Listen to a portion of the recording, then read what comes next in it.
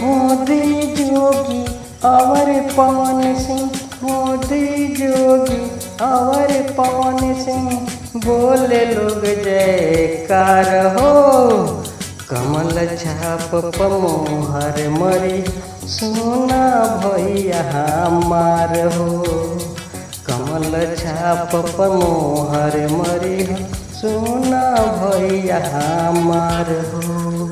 मोदी जोगी और पवन सिंह बोले लोग जयकार हो। कमल छाप पमोहर मरी सोना भैया हमार हो। कमल छाप पर मोहर मरी। बीजेपी जिंदाबाद, बीजेपी जिंदाबाद। You are listening the BMB meeting, but singer by Bipin Bihari।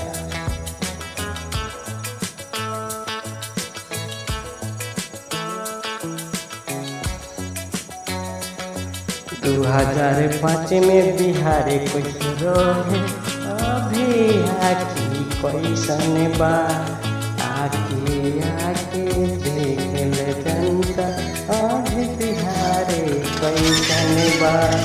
2005 में बिहार कैसन रहे, अभी जनता कैसन बा।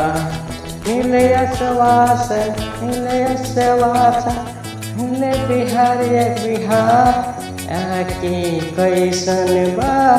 मोदी जोगी और पवन सिंह बोले लोग जयकार हो। बीजेपी पर मोहर। देखते रहिए BMB।